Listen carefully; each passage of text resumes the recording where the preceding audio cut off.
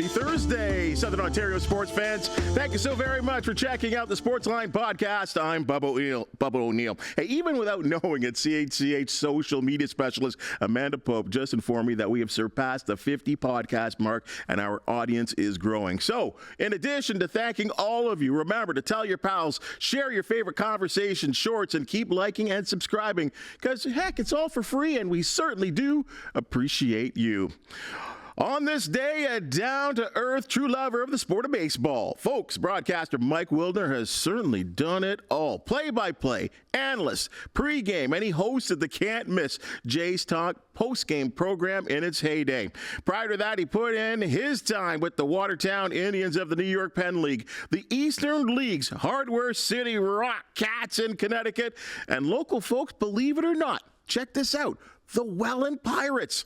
Currently, he's writing for the Toronto Star, and he's talking about the sport on his Deep Left Field podcast. Mike Wilner, so pleased that you've joined us on the Sportsline Podcast.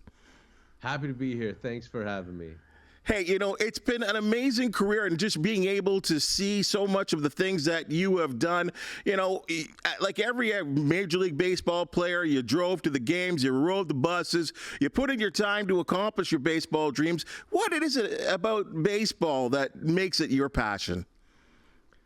I mean, how much time you got? It's you know, it's the great, I've said it many times, it's the greatest game ever created by anyone in the history of anything. So, that sums it up, I think, really well. I grew up, you know, at a great time to be in Toronto and be a baseball fan. I grew up listening to this guy, Tom Cheek, on the radio, and that really helped instill a passion in me. And you know, nothing is ever as good as it was. Whether it's sports or music or pop culture or anything like that, as it was when you were 12 years old. And when I was 12 years old, the Blue Jays were just moving into that 11-year run from 1983 to 1993, where they had a winning record every year, where they were in a playoff race every year but one, and where they won 5 division titles and 2 World Series. So that was a great time to get into it, and it was real easy to get into, and you just, you know, you don't lose that. You know, over the 2 to 3 decades of covering the majors, you just brought up one. You certainly made multiple connections. I'm gonna think the likes of Bob Elliott, Richard Griffin, Tom Cheek, to name a few. Got any funny stories or any special moments? I mean, so many, right? And so many of them surround Tom Cheek and the couple of years that I got to work with him before he got sick. And that was just, you know, an absolute dream come true to be in that broadcast booth with Tom in 2002 and 3 and the time in 2004 when he was working with us. But I mean, what I really loved about him was his sense of humor and his sense of mischief. He was so wonderful to me, and I don't know, for some reason took a liking to me, and I appreciated that a lot. But one thing that jumps out is that he always was impressed with how much I knew about kids on the way up, minor league prospects and young players in the game, to the point that once we were talking on a pregame show, and he asked me how that kid Jose Jimenez was doing. And he was talking about St. Louis, I think. But there was a young pitcher just starting out in the major leagues who pitched for Colorado named Jose Jimenez. And I was like kind of going back and forth in my head. Did he mean the Rockies? Do I correct him on the air? What's happening? And then I remembered that there was also this stand-up comedian in the 50s who had a character named Jose Jimenez.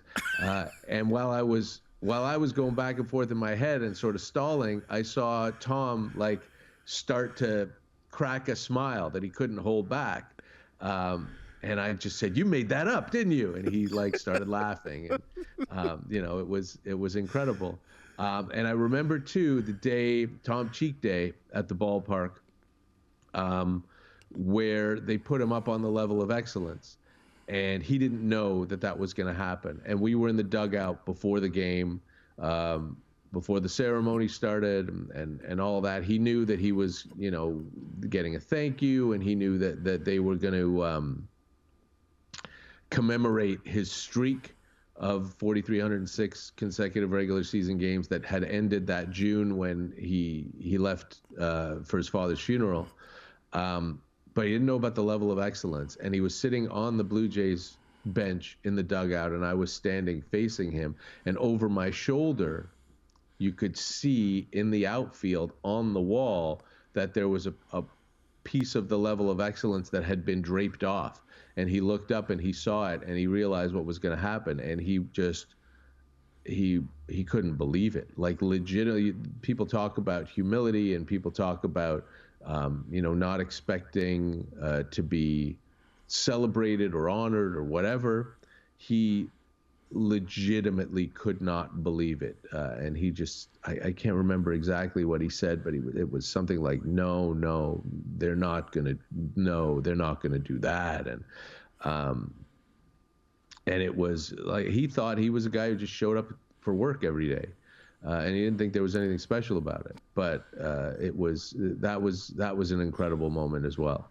Well, I think of the word. In fact, I never even heard of the phrase "soundtrack of summer," and that's because of the likes of Tom Cheek for me. And I know, and many people in these parts know that Tom lived in Burlington, and I would see him as a sort of young broadcaster, and I was always amazed. First thing, and if you've never met the man, wow, was he a large man, like just a massive, tall man, a special person in Blue Jays lore. And I'll tell you, it really is unfortunate he's not with us anymore, and we say that all the time. But boy, yeah, you just associate Tom Cheek with Blue Jays baseball, and we talk about some of those younger days, and at least for myself, and I think about yourself, and I brought this up earlier. But what's a young Mike Wilner doing in Welland, Ontario?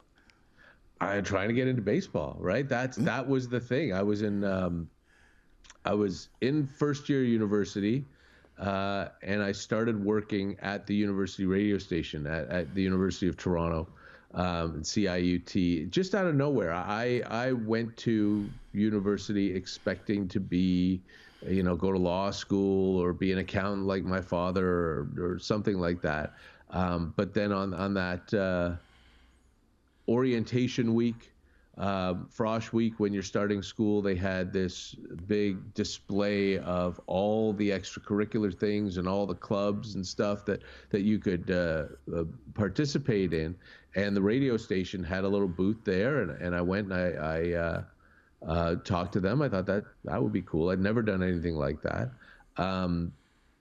And I met with a guy named Tim Haffey, who was the sports director there at CIUT, who would later work at the Fan and do a lot of motorsport stuff, and a really good broadcaster.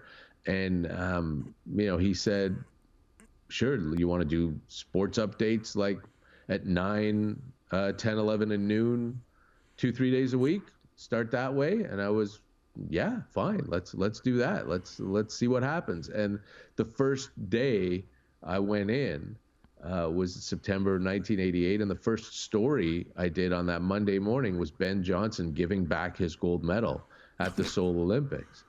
He had won it the Friday before, and the whole scandal, the failed tests, had happened over the weekend, and he gave back that gold medal that Monday. That was the first story I did, and then as my first year went on, I got the opportunity to do a little hockey play-by-play and, football games and basketball games. And I thought, this is fun. This is something I really want to do. But baseball is the passion, right? And there was no university baseball at that time in what was called the CIAU back then. So in the summer of 1989, I was going to school, but so I couldn't work, I couldn't try to get into baseball for a full season. And there were 2 short season leagues at the time, which, started in the middle of June and finished on Labor Day. and one of them was the New York Penn League, and one of them was the Northwest League out in Washington State and Oregon, and I don't think there was a team in Vancouver then. There is now. And there was no internet back then, so I had to go to like Metro Ref and go to the library and find out where all these teams were, what all these teams were. So I cold called every team, every short season team in the minors, in the New York Penn League and in the Northwest League. Yeah, and in the Penn League, there was Welland, Hamilton had a team, St. Catharines had a team, there was a team in Niagara Falls, New York as well. And the only one that got back to me was the Welland Pirates. And they said, look, we're on, we do 30 games, I think, out of the 72 on See How Radio, 1470 in Welland. Pete Marino was going to be the play-by-play guy, but they didn't have a second chair. So he said, I wish I could remember the name of the assistant GM, whoever it was, who told me, send us a tape of you doing baseball and we'll get back to you. And so I remember calling a couple innings into a tape recorder off a TV in my grandparents' house when I was 19 years old. I sent it off to Welland, and they said, sure, come be our number 2 guy. We're not going to pay you, but come do it. And so I did, and I did 30 games with Pete Marina, and that was the beginning. That's an amazing story. I mean, and this is no different than a baseball player, right? I mean, grinding it out in less money. Well, I guess especially you didn't get paid, but the fact that you got to grind it out, and baseball is unlike any other sport where you're low A, high A, double A, triple A. Maybe you get a break to the majors, and certainly you worked all the way up. And as I said, you've done so much at that professional level with the Blue Jays, working on the Fan 590, really a part of our baseball lives in terms of in the Blue Jays. And I think of the Maple Leafs, and for many years at least, especially me getting into the business, Andy Frost did the Maple Leafs post-game show, which was always so entertaining. You had the opportunity to do Jays Talk, which was, like I said off the top, can't miss baseball, and I hate to say it, especially after a loss. What was that experience like? Well, first of all, nobody calls a radio show after a win. Nobody calls a radio show to say they're happy and things are going well. It just doesn't happen like that. Yeah. But yeah, I love Andy Frost. I loved him when he was a DJ on Q107 and met him a few times. It's just a wonderful man. And he had some heavy lifting to do on that Leafs post-game show as well. Look, this is what happens when you're dealing with teams that don't succeed at the ultimate level, right? With the Leafs not making the playoffs for, 10, 12 years in a team in a league where more than half the teams make the playoffs. That's just wild, especially in a market like this. And with the Blue Jays, it was a lot more difficult to make the playoffs in baseball. It remains more difficult in baseball than in hockey, but it's easier now. But, I hosted Jays Talk for 17 years. And for 15 of those years, they were, never even in a pennant race in mid-September. They weren't even playing. We were talking about meaningful September baseball. That was all we were looking for, was meaningful September baseball, and we didn't get it for the first 13 seasons that I hosted that post-game show. It was always fun. It was always interesting. I feel like at the beginning, I was sort of I don't want to pat myself on the back too much, but I tried my best to change the conversation and educate and entertain. And, I think I was the first person who ever mentioned on-base percentage on a Blue Jays broadcast. And I was, I talked about how pitcher wins really don't mean anything, and RBIs are more of a team stat than a player stat, and all that stuff that's just sort of commonly accepted now. I was the first one to talk about on the radio in Toronto, and I guess across Canada. So that was fun. And callers, look, you're the first line when people are upset and emotional about a loss, and I think a lot of the entertainment value that came out of the show was just me challenging listeners challenging people who called in to defend their opinions. It was as simple as that. A lot of people call and just want their thoughts to be validated, as whether they're tethered to reality or not, let's say. So someone would call and say something, state something as fact that just wasn't, and I would stop them and say, oh, hold on, that's not true. This is what really happened. They didn't like that. Or someone would just call and want me to validate their anger and want me to agree with them that all this is terrible and this is, horrible and season's over on April 18th or whatever.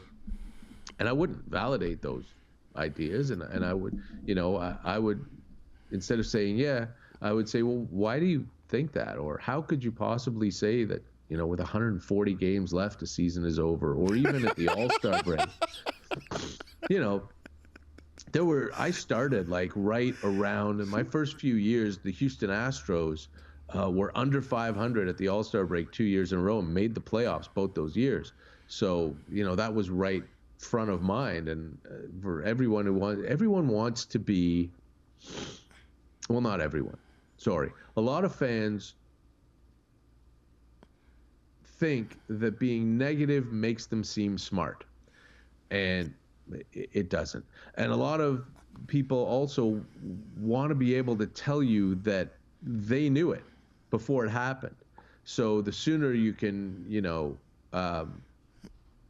you can be a predictor of doom, the smarter you can tell everybody that you are. Say, hey, I knew in May that it wasn't going to happen, But the truth of the matter is, a lot of these people just made these terrible predictions and said how horrible everything was, and then said, I hope I'm wrong. And that, I have a psych degree and I put it to good use over the 17 years of doing that show. But that sentiment is exactly it. People want to be right, people want to be happy. And if they're not going to be happy, at least they want to be right. So if you say this is terrible, everything's going to be awful, and I can't stand anything, and this is horrible, and why are you watching? Because they're not going to make the playoffs, and it's going to be horrible. I hope I'm wrong. Then if you're wrong, you get to be happy because the team that you say you support is doing well. If you're not wrong, then you get to say that you were right.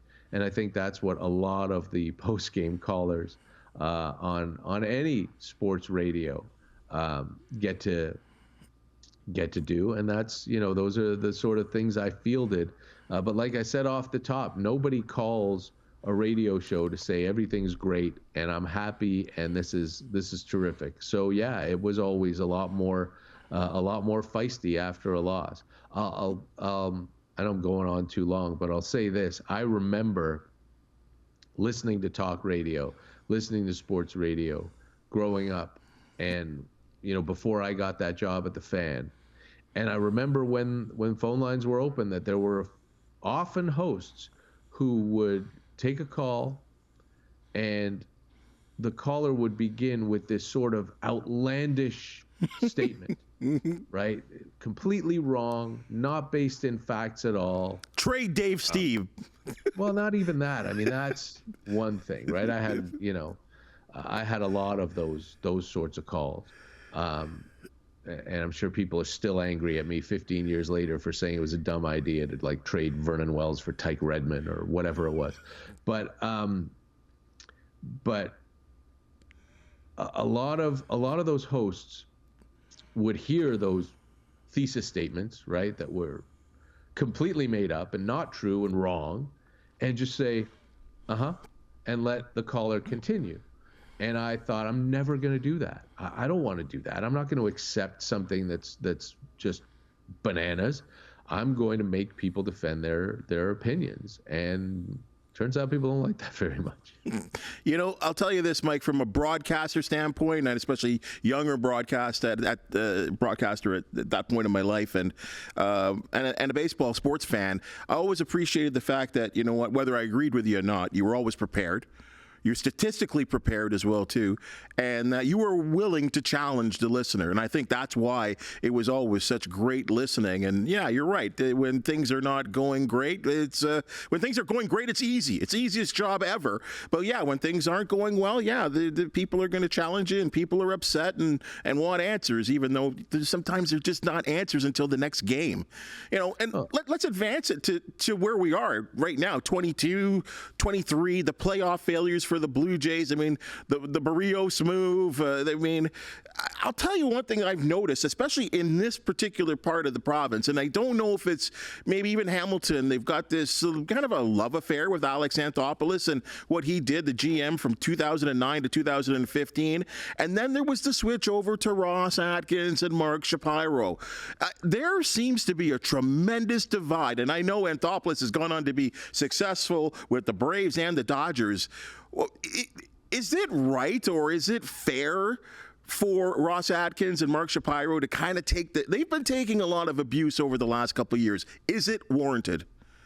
Well, they've been taking a lot of abuse since they got the job. But one thing that's important to remember, and obviously the firsthand knowledge of hosting that postgame show for years, right up until July 25th, 2015, everyone was complaining about Alex Anthopoulos. Everyone wanted him fired.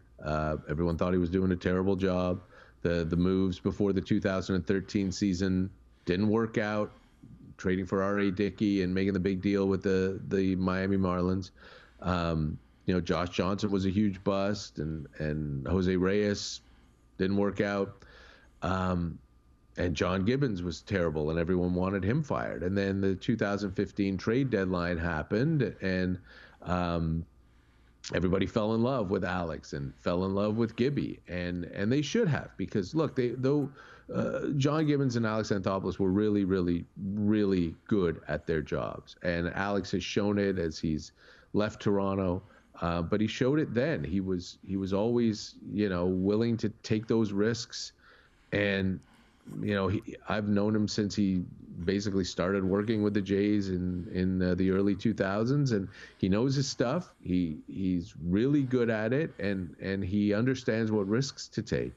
And I was in his corner from the beginning. Sometimes you do things that don't work out, but very rarely did he do something that was just, you couldn't understand why that happened, and whether it worked out or not was a whole other thing. But the canonization of Alex Anthopoulos in Toronto and the GTA and across the country really was only a 2-month thing, because again, before that trade deadline, when the Jays were under 500 in late July of 2015, everyone was saying he's got to go and take Gibby with him. But we've seen over the course of the last decade how good he is. So that's the situation. Look, Mark Shapiro, I believe his introductory news conference, I believe that Alex was named Executive of the Year during that news conference. And so, the fact that Shapiro couldn't get Alex to stay, the fact that he came in and immediately criticized the moves that gave the Blue Jays that boost in 2015 to have the best team they put together in over 2 decades, that got him on the wrong side of the fans right away. The fact that they talked about this exhaustive search for a new general manager, and he wound up coming up with the guy that he had worked with in Cleveland for 20 years, who everyone knew before the process started was probably going to get the job. That put him behind the 8 ball right away as well. And look, the things that they've done haven't worked, which is really what it comes down to. Ross Atkins, I don't think has been a terrible general manager. I think he's done some bad things. I think he's done some good things. I think the fact that they had a team that lost 95 games in 2019, and that was the extent of the rebuild. They've made the playoffs or been eliminated on the last day of the season every year since. They only had one horrible year. That speaks really, really well for the baseball operations department. But I think Shapiro's a little too corporate and a little too slick for a lot of the fans. which works well for Rodgers, but it doesn't work well for the people he's talking to. And I think that pretty much every time you put a microphone in front of Ross Atkins, it's a disaster. And that's what the fans are seeing. And then you have that Jose Barrios move that you mentioned last year in the playoffs, where the Jays just got too cute. And it feels like there's quite a bit of smartest guy in the room syndrome with this front office, and people don't like that. So, look, I think they've built a really good team. I think the fact that they haven't won a playoff game in 2 years is just a matter of luck for the most part. I mean, blowing that 8-1 lead in the sixth inning against Seattle, that's the greatest comeback in baseball playoff history. And a lot of things had to go wrong on the field for that to happen. And they did. And that wasn't a management thing. That was just really, really, really bad luck. Or if you're on the Seattle side, it's this incredible clutch, whatever, that has never been seen in history. And as much as we can berate them for the scripted move to take Jose Barrios out of that game in Minnesota, no matter how well he was pitching, they didn't score a run in that game. So to say that move lost them the game is, you're saying what? It's going to go the 20 innings or whatever it's going to take for the Blue Jays to score a run. You can't win with 0. So, yeah, the move was terrible, but they scored 1 run in 2 games in losing that series, and that's on the players. Nobody likes to blame players for things, but I will say that Shapiro and Atkins have not helped themselves as far as public perception is concerned. And I that the level of hate that we're seeing is certainly not warranted for anyone, but I get why fans aren't big fans of theirs. 10-9 out of the gate so far as we, take a look at the series, a series 1 against the Yankees. Nearly a sweep. Interesting to see. Your thoughts on the early start. I know it's early and everyone likes to throw that around. Your thoughts on that 10-9 record? That's fine. It's fine. You look at the schedule right here. They played their first 10 games on the road against 3 teams that are expected to make the playoffs, and went 4-6, which is completely fine. Good teams are supposed to win series at home. Good teams are supposed to split with good teams on the road, and this is exactly what the Blue Jays have done. They've won all their series at home. They've lost 2 3-game series to the defending American League champion and the team that, until they came to Toronto, had the best record in the major leagues. And they split a series with a team that's expected to make the playoffs. So nothing wrong with that. This is how playoff teams are made, right? Win your series at home, hold your own on the road, which means winning series against bad teams and splitting series against good teams and losing series against good teams. That's how it works. And the starting pitching was bad the first 2 trips through the rotation. Now it's very good. The last trip through, I think the rotation had an ERA of 1. The hitting is starting to come around a bit. It's been okay, except for that series in Houston where it was just disgusting. But it's been fine, and it's fine. I get why people say, well, why can't we be the team that starts 16-3 every year? Why does every year have to be like, you're around 500 in April? I totally understand that. It would be nice. Everybody sort of forgets that last year they started 18-9. But again, that's not sort of the blow the doors off start that every team seems to get, or one team seems to get every year, but it never seems to be the Blue Jays. But 10-9's fine. Look, and if they go 3-4 on this road trip, that's fine too. It's not great, but it's good enough, and it's probably going to get you to the playoffs. I feel like the pitching has been pretty solid. I mean, we've been a little mystified at Kevin Gausman, though he showed very well, I thought, on Thursday's 6-4 loss. I mean, I'd put that on the bullpen.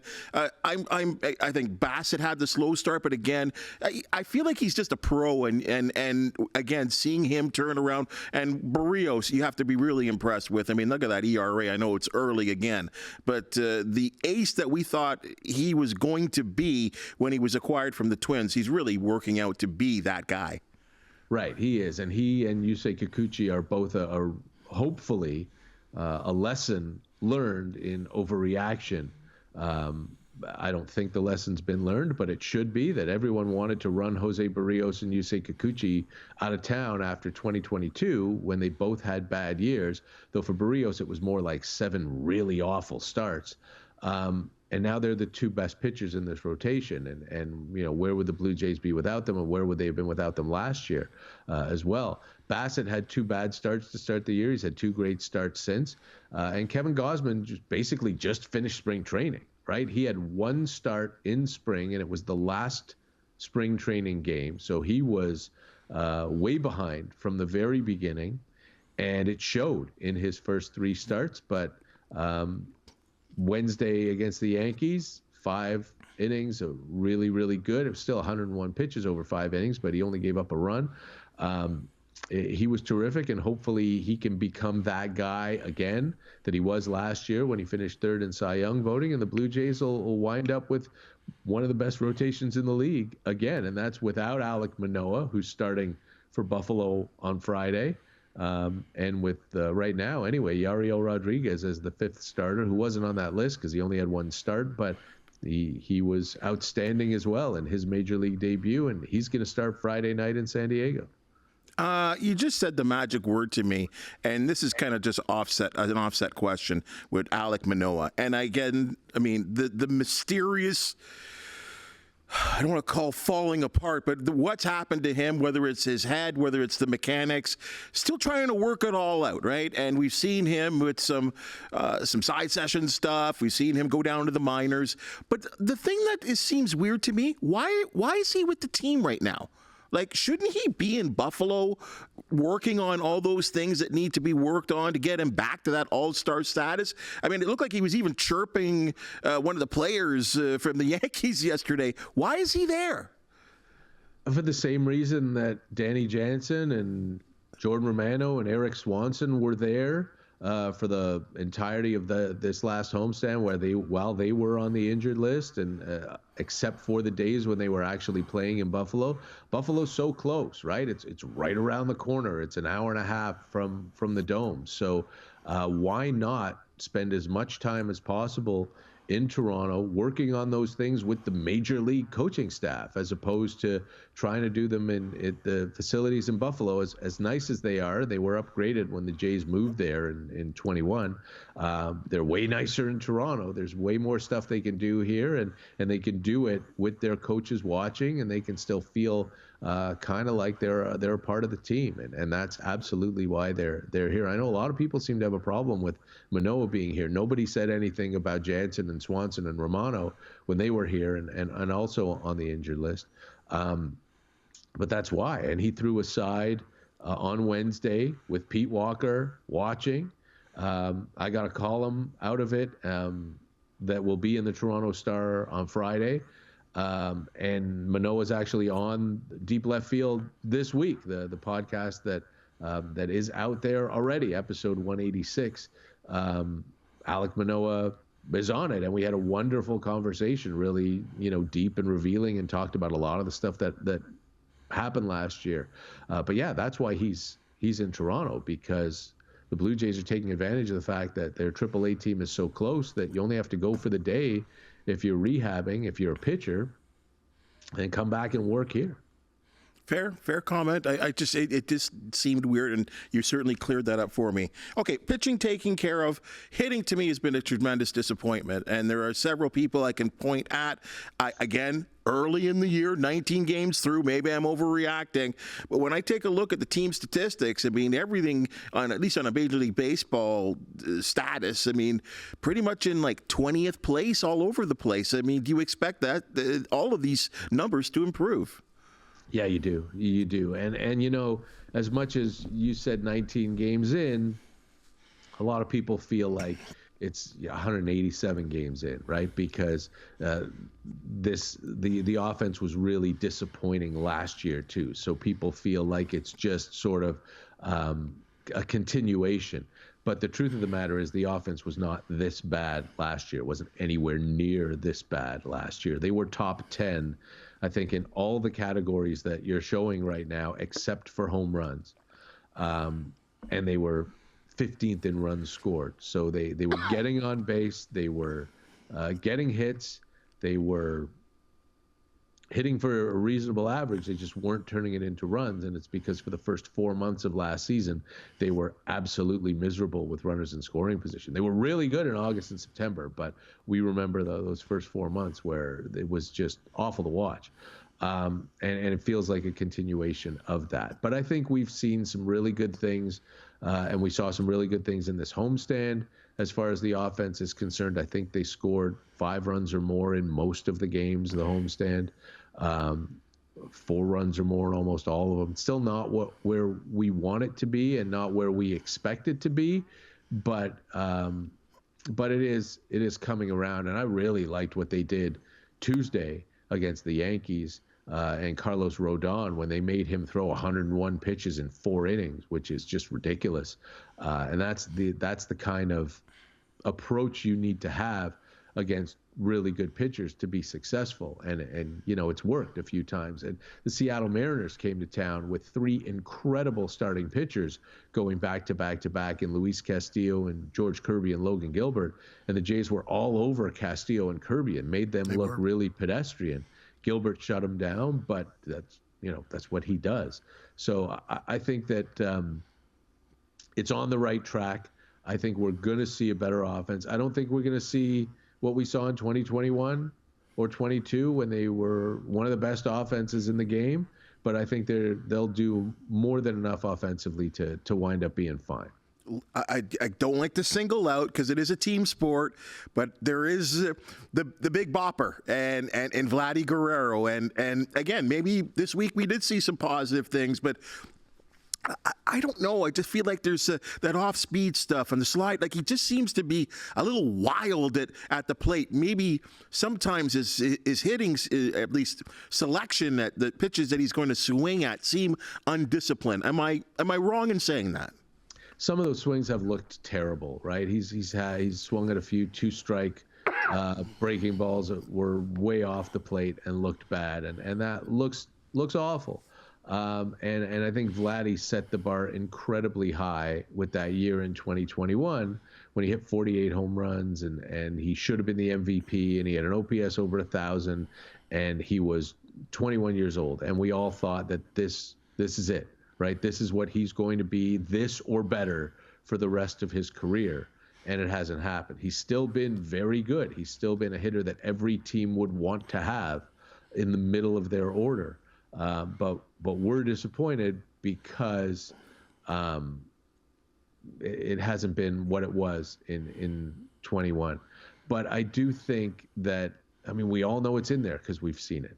But I think that expectations need to be tempered for Vlad. He's not going to be someone who puts up 1,000 OPS every year. He's not going to be someone who flirts with 50 home runs every year. But he is going to be someone who has tremendous power, who is a really, really good hitter, and who will be one of your team leaders, if not your team leader, in home runs and runs batted in and OPS every year, like he was last year. He led the team in homers and RBIs, and I think he was third in OPS behind Brandon Belt and Bo Bichette. But, you know, I think approach is a fun buzzword that everybody likes to throw around, and plate discipline. Vladdy takes his walks, and a lot of times those wild swings at a 2-strike pitch off the plate happen on the 6th or 7th pitch of what had been a really good at-bat up to that point. He's always going to be a lightning rod because everyone expects him to hit a home run every time he comes to the plate, and no one can do that. There's a difference between doing that and hitting 211, which is what's happening right now. But at the end of the year, you'll look up and his numbers will be either leading the team or top 2, top 3 on the team, and chances are right up there in the top 20 or 30 of the league. Top of the order. What about Springer? You feel the same way? I don't know if I feel the same way. I like what I see out of George Springer. Talking about that game on Tuesday against Carlos Rodon, I think George Springer saw 30 pitches in 5 trips to the plate, which is just silly. He did not have a good year last year, and you don't often see people improving from 32 to 33 or 34 or however old he is. But I don't think he's washed or done by any means. I do think that the Blue Jays last year, mid-season, took him out of the leadoff spot, weren't afraid to make that move, which, George Springer, it can be difficult to do that. When Vernon Wells struggled, the Blue Jays never took him out of the middle of the order because he was Vernon Wells. He was supposed to hit 3rd or 4th. George Springer's supposed to hit 1st, but the Blue Jays bumped him down to 5th last year in the middle of the season when he was struggling. So if that happens again, it'll happen again. I don't think he's the all-star slugger that he was when they brought him over here, but he's in the 4th year of a 6-year deal, and he was an all-star last year, as it turned out. But no, when I think of Springer, I think of him as solid, good, strong, but top of the league, not anymore. You talk about your Deep Left Field podcast and your ability to talk about the team. You're still writing about the team. And, hey, let's be honest here. I mean, I work at Sportsnet, as you know, for a dozen years, and you've got people to answer to. I think that's fair to say. But it now kind of detached from that sort of Rogers ownership unit. Do you feel like you can kind of be a little bit more expressive, more talk about the team from a different perspective than you had to when you were with the Fan 590 and Sportsnet? Was I ever not expressive? I mean, did anybody ever say that about me over, when I worked for Rogers for the radio? Look, I worked for Rogers for 25 years, and the last 19 of them was after they bought the Blue Jays. Nobody ever said anything to me, ever, about what to say or what not to say, or stay away from this, or never.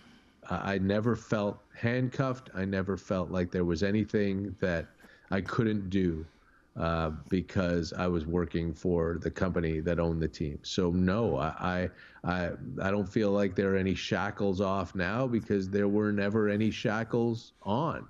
Mm-hmm. But my, I like to come at things from a perspective of giving people the benefit of the doubt if they've earned it. If they haven't, then not. But remembering, and this is something that I talk about a lot on the podcast, remembering how hard this game is to play, and this came up a lot in the conversation with Alek Manoah that's on the current episode, that you're talking about people and not laundry. I know that a lot of fans like to think of the teams they cheer for and the players they cheer for as just the laundry that they're cheering for, and that there aren't actual human beings inside it.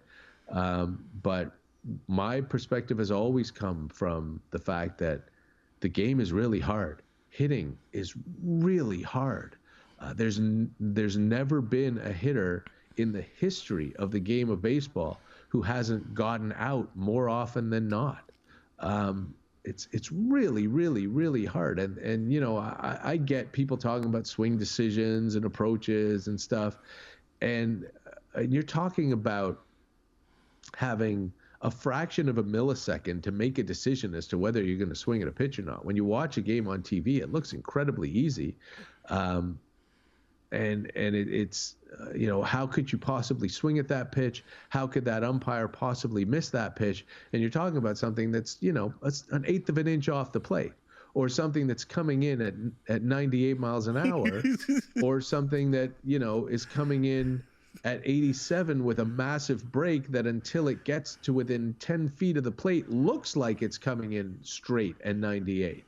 It's incredibly, incredibly difficult. And these players make it look so easy, but it's not. And that's what my perspective has always been and will always be. And will I call somebody out if he does something dumb, or if, you know, there's something that's within a player's control that is done incorrectly? Sure, absolutely. I always have, and I always will. But, you know, why did he swing at that slider? The thing I will often think about is, well, what if you were a fan of the guy who struck him out? You know, then your question isn't why did he swing at that slider? Your opinion is, what an incredible pitch that guy just threw. So sometimes try to think about it through that other lens, and it'll explain a lot. Well, we certainly look forward to it. I know me in particular, and I'm sure our viewers and listeners right now, I can't wait to listen to you sitting there with Alek Manoah, because it really, on your podcast, because I'm always amazed, and this could cross all sports, when people hit a certain level and when it just kind of drops out somewhere for what we would seem to be like unknown reasons, and you're trying to get back to being that guy or that woman. Like, I'm always amazed at that. So I certainly look forward to listening to your podcast, and I want to put up a board there too on that podcast, so a lot of our listeners know where to catch it, especially if you're a big time Blue Jays and baseball fan. So Mike, like, again, thank you for joining us. I hope this is the first of many times that you can join us and break down the sport that I know you love so much, and that I'll tell you, there's something about Blue Jays baseball, especially when they're on a run. There's nothing like it, especially in the summertime, you know, watching that baseball game, getting down to what is hopefully an improved Rogers Center. So thank you so much for joining us. Oh, it's my pleasure. Thanks for thinking of me. This is a great chat. I really enjoyed it. Well, we look forward to another one. Thanks again, Mike. Well, the week is just about coming to a conclusion. One more to come on the Sportsline Podcast for the week. And as we always say, if you know of an extra special athlete, team, or event that deserves our attention, we do want to hear from you. Please smash that thumbs up, like, and subscribe button. And if you do have a comment, please do, because we appreciate your feedback. For the amazing people that make the Sportsline Podcast possible, thank you so very much, and we'll see you on Friday.